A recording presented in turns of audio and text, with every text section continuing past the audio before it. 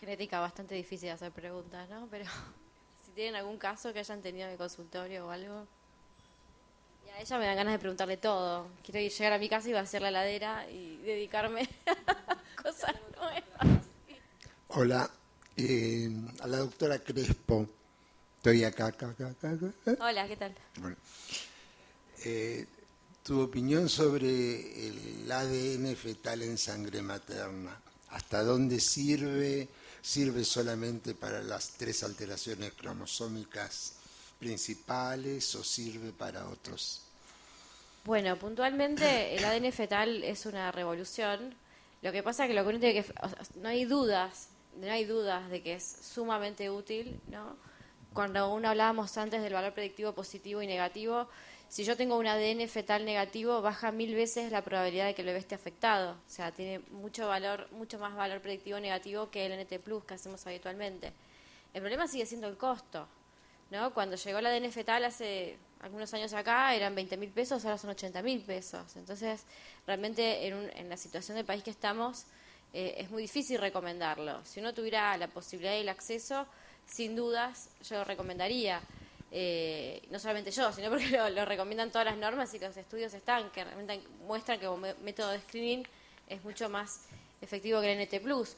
Pero ante la no posibilidad de hacerlo, el NT Plus sigue siendo un método muy efectivo, porque tiene un 92% de detección para síndrome de Down y un 90% para trisomía 13 y 18. Entonces es mucho más accesible. Así que bueno, eso sería mi recomendación.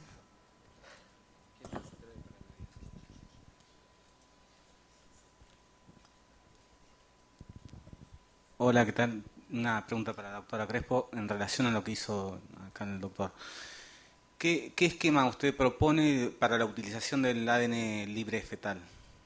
O sea, porque hay varios esquemas que he visto, hay algunos que proponen que directamente se haga a toda la población y hay otros que van como fragmentando el tipo de estudios en cuanto a la complejidad y en cuanto al valor que hay que pagar para ir obteniendo la información necesaria para seguir con el embarazo. Primero tendremos que saber con qué población estamos trabajando. Por ejemplo, en Ámsterdam, que la población es mucho más grande, las mujeres tienen hijos más grandes, el aborto está permitido y los costos de tener un chiquito afectado son muy altos para lo que ellos consideran. En Holanda ahora es algo que es de cobertura nacional y casi obligatoria la ADN fetal. Es el primer país que lo está haciendo. En Inglaterra no, en Inglaterra lo están haciendo, todavía no se planteó la cobertura general del ADN fetal, sino que plantean como método complementario, por ahí hacerlo en pacientes de riesgo y si no hacer NT Plus y en el que da alto riesgo hacer un ADN fetal antes de hacer una punción. De todas maneras no tenemos que olvidar que sigue siendo un método de screening, que no es un método diagnóstico y que ante un resultado positivo, antes de decirle a la paciente que el bebé tiene síndrome de Down, hay que decirle que se haga una punción, ¿sí?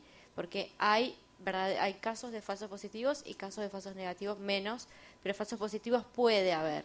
¿Sí? Si la paciente tiene, por ejemplo, determinados tipos de tumores en el ovario, pueden secretar sustancias que el ADN fetal las puede identificar como positivas del bebé y no lo son, y eso puede ser la causa de un falso positivo. Entonces, como concepto, cuando ADN fetal es positivo, siempre hay que confirmarlo con un test diagnóstico, ¿sí?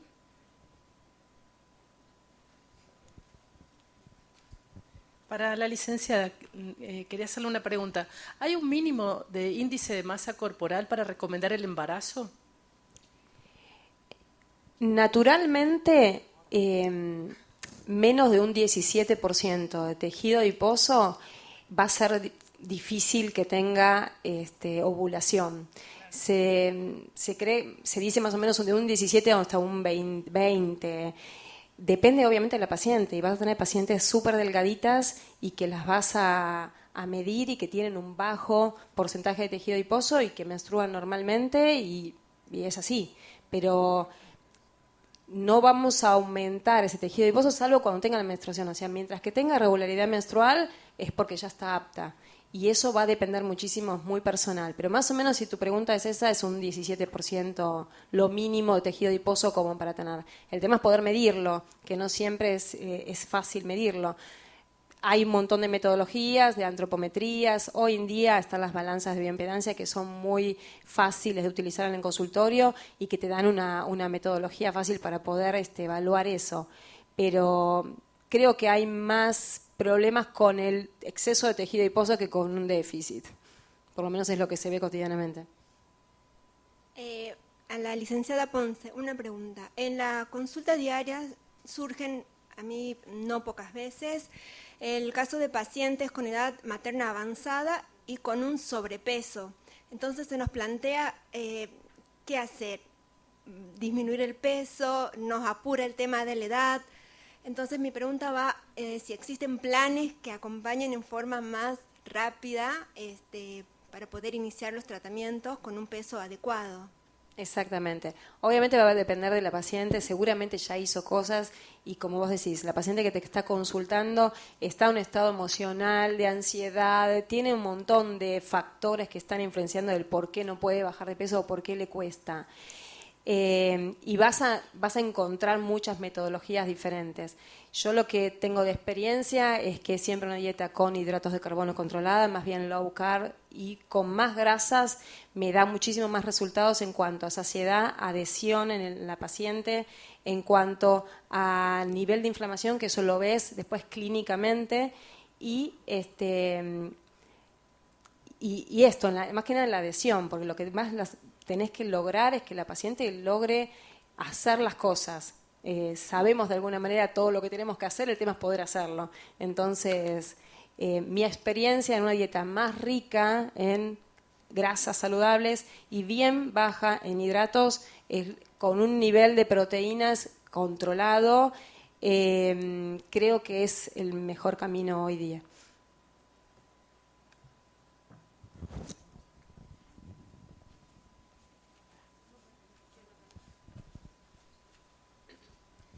Sí, a la doctora Crespo. Quería hacerte la misma pregunta que le hicieron a Florencia hoy sobre las donantes. ¿Cuál es tu opinión? Si es cierto lo que comentó Florencia, es importante verlo desde distintos puntos de vista. Lo cierto es que la medicina defensiva también existe y los juicios hay que saberlos defender.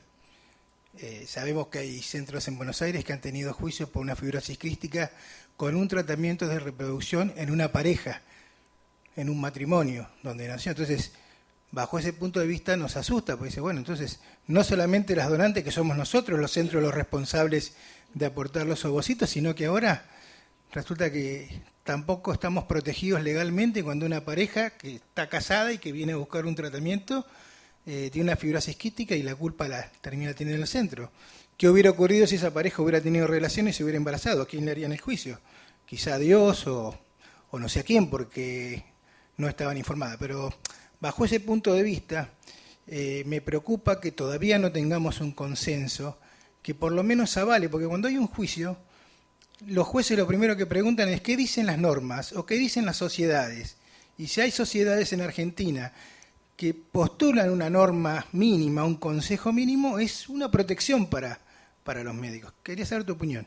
Bueno, está la doctora Estela Lancúa acá, la presidenta de SAMER, una amiga, sabes que te adoro, Estela, y este tema lo charlamos siempre, porque es un motivo de consulta muy frecuente en la sociedad. Cuando hay un juicio, preguntan en la sociedad.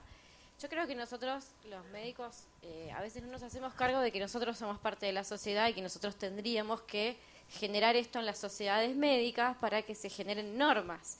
Mismo lo que es primer trimestre, lo que es ADN fetal, no tenemos normas de nada, porque estamos esperando que por ahí venga la norma de arriba del ministerio, cuando nosotros por ahí proactivamente tendríamos que ser los que lo generemos. Y yo creo que Estela está trabajando en eso.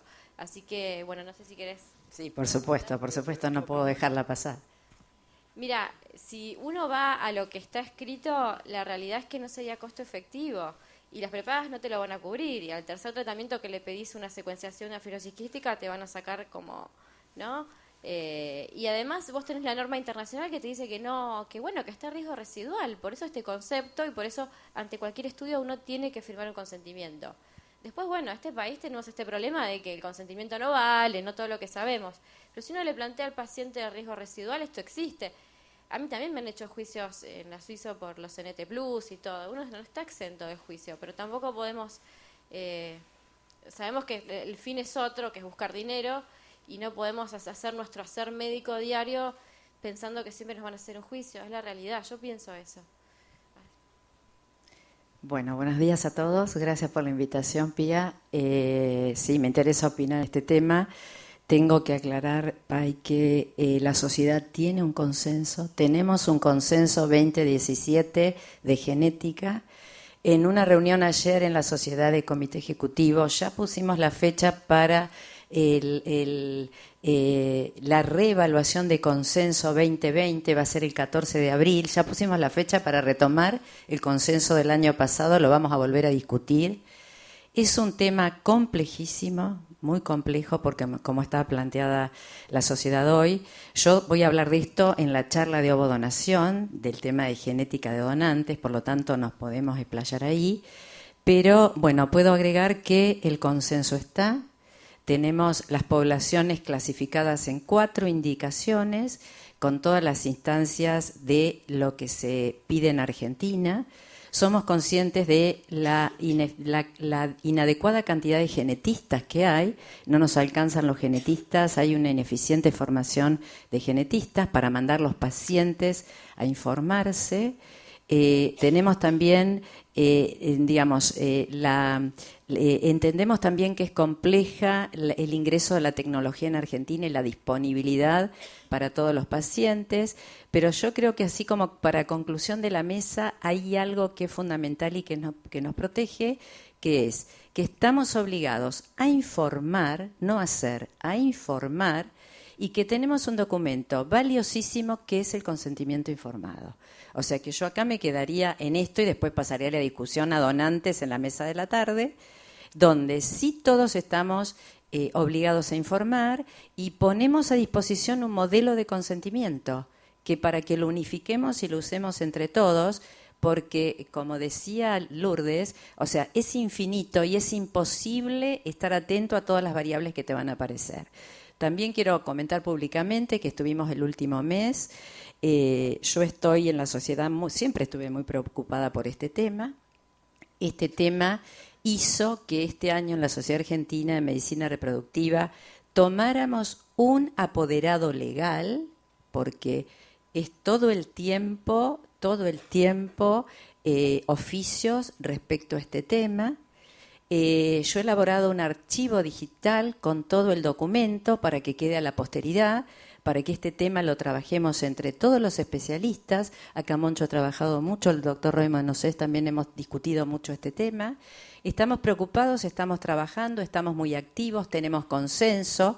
Y les cuento que, por ejemplo, la Sociedad Europea no tiene norma de genética como tal. O sea que bueno, Argentina sí tiene consenso, lo vamos a evolucionar y bueno, creo que tenemos la fortaleza de que somos una sociedad científica a la cual nos consultan y como grupo, como comunidad científica, tiene mucho peso nuestra respuesta.